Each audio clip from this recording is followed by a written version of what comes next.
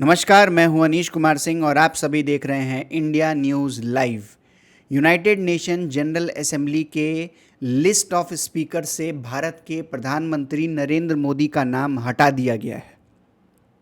ये डिसीजन ऐसे टाइम पर आता है जब यूएस और इंडिया के टैरिफ वॉर या ट्रेड वॉर अपने चरम सीमा पर है। तो क्या इस स्टेप को हम सिर्फ एक कोइंसिडेंस माने, एक संयोग की तरह देखें, या इसके पीछे कोई एक षड्यंत्र हो सकता है? आज के इस एनालिसिस में हम इस पॉइंट को समझेंगे।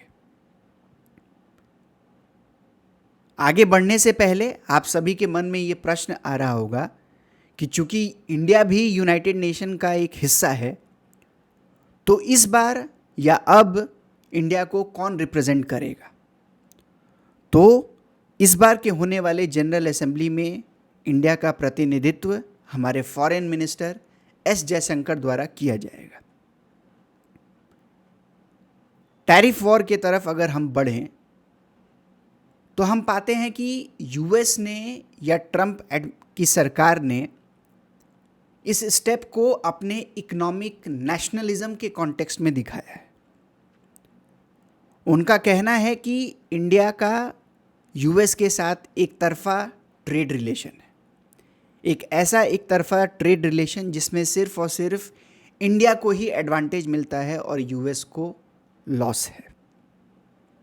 उनका कहना है कि इंडिया जितने भी अपने सामान या अपने ट्रेड के जो आइटम्स हैं उन्हें एक्सपोर्ट करता है यूएस में, तो उसमें रेट या टैरिफ बहुत ही कम है, और वही सामान अगर यूएस इंडिया में एक्सपोर्ट करता है तो उसमें टैरिफ के जो स्ट्रक्चर हैं, के जो रेट हैं, वो काफ़ी ज़्यादा है। और इसी बात का हवाला देते हुए उन्होंने इस 50% टैरिफ को जस्टिफाई किया है। इसके अलावा उन्होंने ये भी कहा है कि हमने रशिया के ऊपर सैंक्शंस लगाए, पर इंडिया ने, जो कि हमारा एक स्ट्रैटेजिक पार्टनर है, एक हमारा ट्रेड पार्टनर है, हमारे सैंक्शंस लगाने के बावजूद इंडिया उनके साथ तेल का व्यापार करता है, और इस तेल के व्यापार के कारण इंडिया इनडायरेक्टली, एक इनडायरेक्ट तरीके से यूक्रेन वॉर को फंड कर रहा है। तो प्रश्न यहां पे है कि क्या अमेरिका अपने आप को पूरे दुनिया का बाप बताना चाहता है? क्या वो एक दादागिरी दिखाना चाहता है कि अगर हम कोई भी राष्ट्र जो इंडिपेंडेंट हो, सॉवरेन हो, क्या वो अपने आप से अपने हितों के लिए डिसीजन नहीं ले सकते? क्या अगर हम सिर्फ उनके स्ट्रैटेजिक पार्टनर हैं या ट्रेड पार्टनर हैं तो हमें उनके हर डिसीजन में हाँ मिलाकर चलना पड़ेगा? अगर वो ये रीज़न देते हैं कि हमारे तेल खरीदने से रशिया यूक्रेन वॉर और रशिया को फंडिंग मिलता है और वो अपने वॉर को यूक्रेन की तरफ बढ़ाते ही जा रहा है और उसमें कोई स्टॉप नहीं मिल रहा है, तो प्रश्न तो ये भी आता है कि आखिर यूक्रेन को कहाँ से फंड मिल रहा है? अगर ऐसा होता तो यूक्रेन तो कब का सरेंडर कर चुका होता, लेकिन यूक्रेन अभी भी फाइट कर रहा है, तो पैसा तो यूक्रेन को अभी वेस्ट से भी आ रहा है। तो यूएस इस चीज को क्यों नहीं देखता है? ये एक बहुत बड़ा प्रश्न है। इंडिया जो भी डिसीजन ले रहा है, इंडिया की सरकारें जो भी डिसीजन ले रही हैं, वो अपने सोवरेनिटी, अपने एक इंडिपेंडेंट नेशन के कॉन्टेक्स्ट में ले रही है। किसके साथ कैसा ट्रेड करना है, किसके साथ कितने रेस्ट्रिक्शंस लगाने हैं, किसको कितना फ्रीडम देना है, ये एक बायलैटरल डिसीजंस होते हैं। और एक WTO का एक लार्जर फ्रेमवर्क होता है जिसके ब्रॉड फ्रेमवर्क में हर कंट्रीज काम करते हैं। तो इंडिया का ये स्टेप अमेरिका के अगेंस्ट नहीं है, बल्कि अपने राष्ट्र हित में है, अपने नेशनलिज्म के कॉन्टेक्स्ट में है, अपने सोवरेनिटी के कॉन्टेक्स्ट में है। ट्रंप के इस टैरिफ वॉर से, इस ट्रेड वॉर से इंडिया पर इम्पैक्ट पड़ा है। चाहे आप गुजरात के ट्रेडर्स का बात कीजिए या इंडिया के किसी भी स्टेट के ट्रेडर्स का बात कीजिए, चाहे वस्त्र हो, गहने हो, जूते हो, समुद्री उत्पाद हो, सब चीज़ों पर असर डाला गया है। और इतना ही नहीं बल्कि हमारे रिन्यूएबल एनर्जी प्रोग्राम के ऊपर भी इम्पैक्ट पड़ा है। और इस कारण से इंडियन एक्सपोर्टर्स अब अमेरिका के बजाय दूसरे मार्केट के तरफ रुख करने लगे हैं। चाहे यूरोप हो, जापान हो, दक्षिण कोरिया हो या अफ्रीका हो, अब हमारे एक्सपोर्टर्स दूसरे कंट्री के तरफ, दूसरे कॉन्टिनेंट के तरफ रुख करने लगे।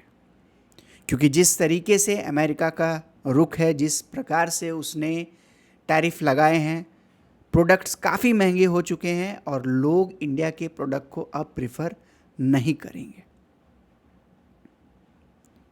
इसी के साथ साथ इस ट्रेड वॉर के कॉन्टेक्स्ट में जब ये डिसीजन आया तो विपक्ष के कुछ नेताओं ने, जैसे कि मनीष तिवारी, इन्होंने सरकार को प्रोत्साहन देते हुए और इंडिया का स्टैंड लेते हुए ये कहा कि India will eat one roti less but never come to strong army. यानी कि इंडिया कभी झुकेगा नहीं, चाहे परिस्थिति कितनी भी खराब क्यों ना हो जाए। सोचिए, जब 200 साल तक अंग्रेज़ों ने हमें गुलाम किया तब तो हम झुके नहीं, तो हम इस 50% के टैरिफ वॉर से क्यों झुकेंगे। यूएस इन सभी प्रोग्रेस से, यूएस इन सभी डिसीजन से चिंतित है। भले ही वो एक इकोनॉमिक सुपर पावर है, लेकिन इंडिया एक उभरता हुआ एक स्ट्रॉन्ग मार्केट है, एक स्ट्रॉन्ग कंज्यूमर मार्केट है, जहाँ पर परचेजिंग पावर ज़्यादा है और परचेजिंग हैंड्स भी ज़्यादा है। और ये दुविधा और यूएस का ये एक जो दुविधा था, ये हमें कहाँ देखने को मिला? एससीओ के मीट में। एससीओ के मीट में जब इंडिया, रशिया और ख़ास करके चाइना के क्लोज आया, जब इंडिया ने रशिया का और ख़ास करके चाइना का हाथ थामा, इस चीज़ से यूएस बड़ा ही आहत हुआ।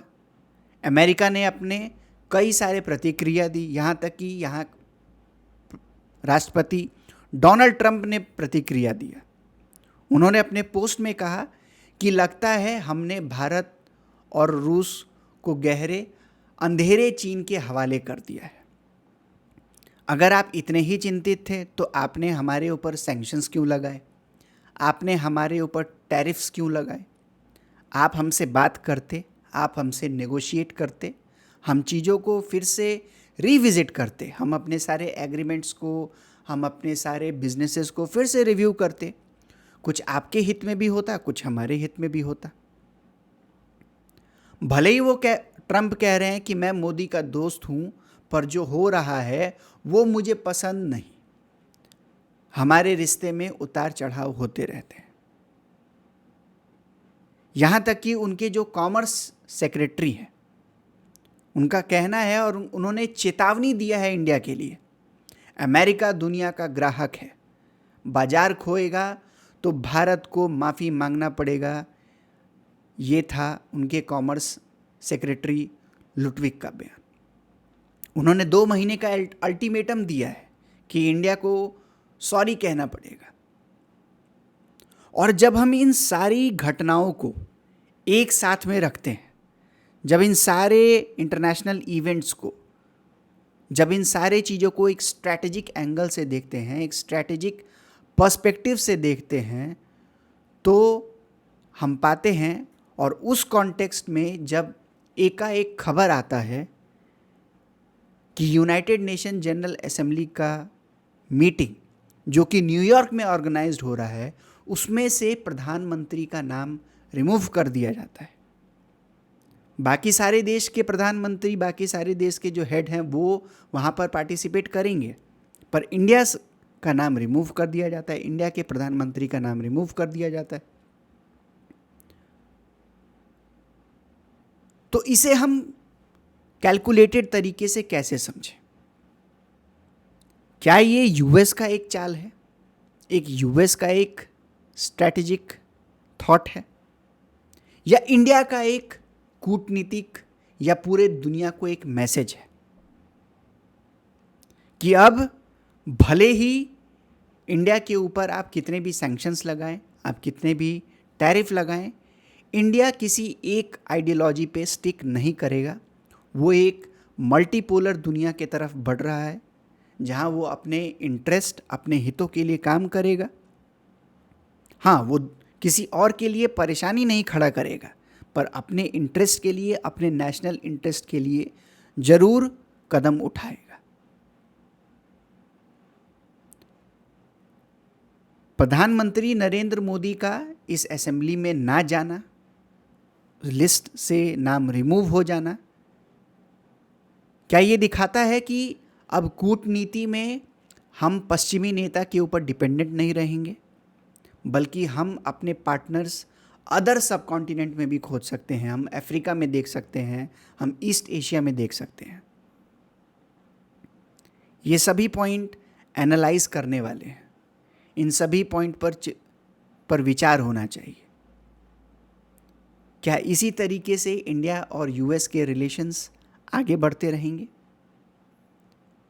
प्रधानमंत्री की गैर मौजूदगी सिर्फ एक प्रतीक है या रणनीतिक संदेश?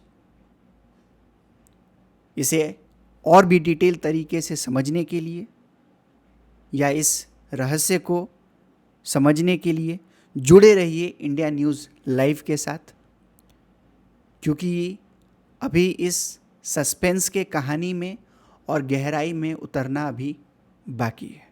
धन्यवाद।